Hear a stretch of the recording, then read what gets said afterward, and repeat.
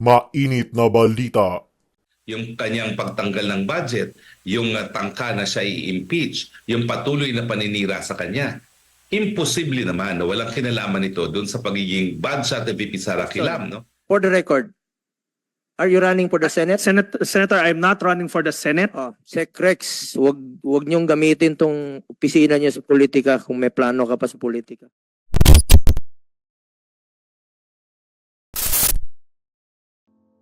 Pagtanggal sa budget ni Vice President Sara Duterte noon, may kinalaman daw si First Lady?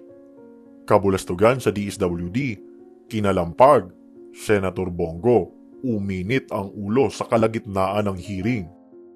Talagang alam na ngayon ng publiko ang tunay na estado ng relasyon sa pagitan ni Vice President Sara Duterte at First Lady Liza Marcos. Kung ating matatandaan, ay hayagang sinabi ng unang ginang na di umano'y bad shot na sa kanya ang vice presidente at talagang hindi na pwedeng pagkasunduin. Ngayon ay kinokonekta na nga ang mga posibleng dahilan sa mga pag-atake kay Vice President Sara na nagresulta pa nga upang tanggalan ng budget ang kanyang opisina noong nakaraang taon. Ayon nga kay dating spokesperson Attorney Roque, ay talagang malaki ang posibilidad na may papel na ginampanan ng unang ginang sa mga pangyayaring ito. Well, ako, paninindigan ko yan, no? Kasi nakita ko naman ng eleksyon na bagamat hindi naman niya tinawag na bad shot si VP Sara sa kanya, nakikita ko talaga na meron talaga siyang distansya kay VP Sara. At totoo po ito, no? Kumpirmado ito. Siguro noong isang panahon na lasing o kung anumang merong kinuha si First Lady, nagpadala siya ng isang text message na naglalaman ng video na kumakanta si VP Sara at ang sabi niya ay feel na feel, SPPL. Akala ng marami siguro yung SPPL ay wrong spelling lang ng Sara, pero ang SPPL slang po yan para sa mukhang loko-loko.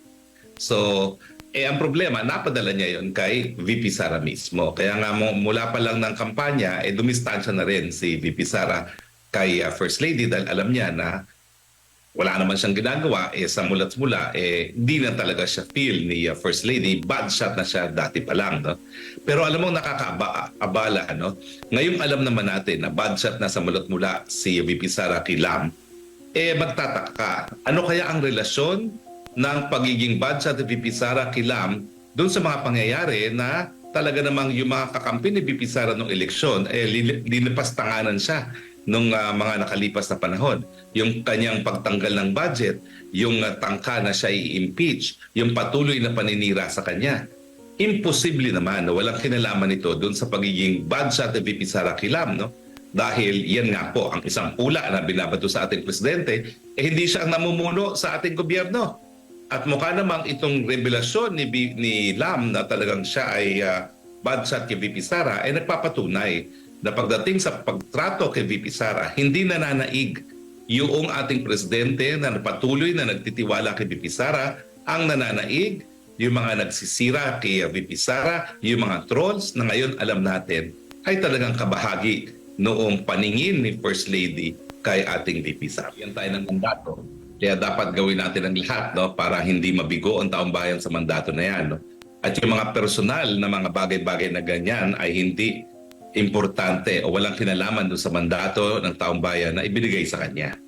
Ang aking translation dyan, dahil sinabi rin ni VP Sara na mag-uusap silang pribado ni Presidente, wag na maghimasok yung mga walang mandato dahil importante pa rin na magkaroon ng mabuting relasyon yung dalawang tao na binigyan ng mandato ng ating taong bayan, yung Presidente at yung ating Vice Presidente.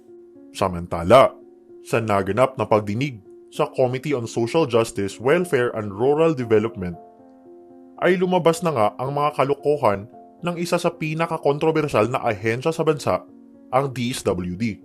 Talagang kilala si Senator Bongo na matulungin at nagbibigay talaga ng personal na tulong para sa mga kababayang mahihirap. Batid din niya ang mga pangangailangan nila kaya't pinupursige talaga niyang mabigyang linaw at makarating sa tamang benepisyaryo ang mga pondong nakalaan para sa kanila. Kwenestyon niya ng senador ang pamimili di umano sa pagbibigay ng ayuda at pag-hold ng tulong pinansyal ng DSWD kasama sa kanilang programang AIX o ang Assistance to Individuals in Crisis Situations at ang hindi daw di umano pagbanggit sa kanyang pangalan na ayon pa sa kanya ay hindi naman daw sana kinakailangan. Ngunit katakataka kung bakit ganito raw ang instructions ng DSWD Regional Director dahil tila nga ay napupolitika na raw na talagang nagpainit sa ulo ng senador. Patungkol ito sa reklamo sa iba't ibang parte ng bansa na iulat nga pong na-hold no at pinatigil ang ng DSWD ang AIX payout. Ang sinabi ni Secretary Gatchalian, just submit the list and the DSWD will pay them out.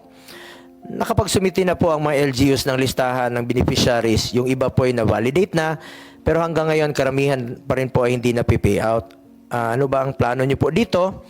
Ilang beses na nating pinapollow up. Hindi ko alam kung bakit kailangan magmakaawa ang mga benepisyaryo na makatanggap ng tulong mula sa DSWD. Mandato naman ito ng DSWD na tulungan po ang in-crisis at mga nangangailangan. Mandato po ng DSWD na tumulong ng walang pili. Kaya nga po nating tinawag itong AIX, Assistance to Individuals in Crisis Situation. At Madam Chair, napag-alaman ko lang po na pinagbabawalan po ng DSWD na banggitin po ang aking pangalan. May tanong lang po ako sa inyo. Unang-una, totoo ba ito na bawal po banggitin ang aking pangalan pero sa ibang politiko hindi po bawal? Sa totoo lang po, hindi nyo na kailangan banggitin ang pangalan ko pero sana naman maging pantay naman kayo. Ma'am, hindi nyo kailangan banggitin yung pangalan ko. Hindi ko po kailangan. Hindi ko po kailangan yan. Sabihin nyo lang po sa kanila, tulong po ito mula sa gobyerno. Tulong po ito sa mga mahirap. Huwag lang po tayong maging selective, ma'am. Huwag nyo pong haluan ng politika. Okay, sagot. You're under oath.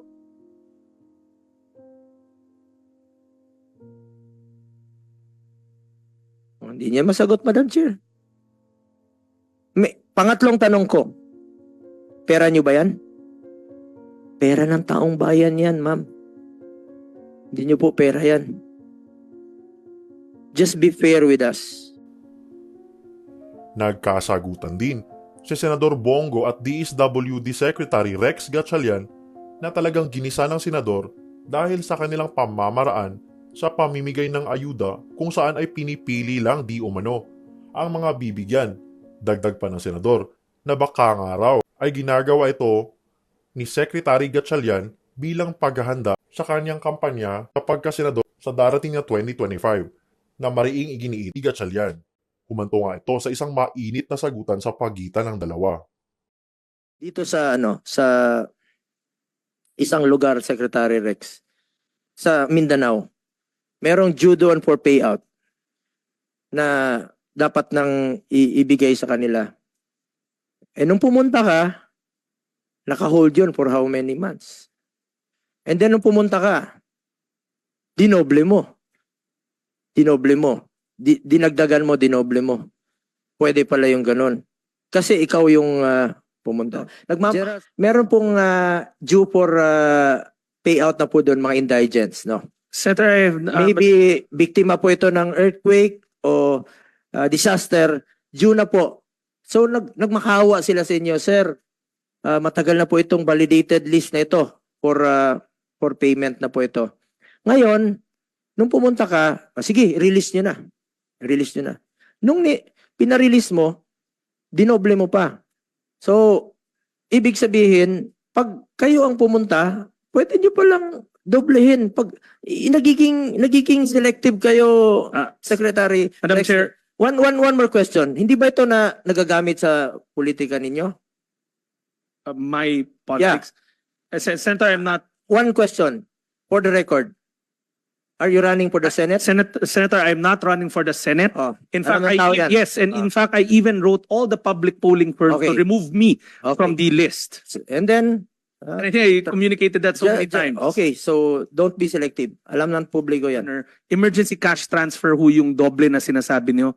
Hindi ho ako nag-release ng AIX. It's emergency cash transfer. Kaya nga ang punto ko doon, sir, ilang months na yung nagmamakaawa yung mga beneficiaries. So, bakit nyo pahirapan? 3,000, 4 na buwan, 5 buwan, Senator, nagmamakaawa. Hindi nyo naman pera yun, sir. Pera ng taong bayan yan. AIX po yan. Madam Chair, if I- Bakit ngayon pinipili? Kasi tulong yun sa mga mahirap. Secrex, wag niyong gamitin tong opisina niyo sa politika kung may plano ka pa sa politika. Madam Chair, categorically, I am not using the office for my politics, and I categorically state that I am not running for any position this coming election. That's for the record. Kailang election? This election, I'm not running for any public office this coming election. 2025. Yes.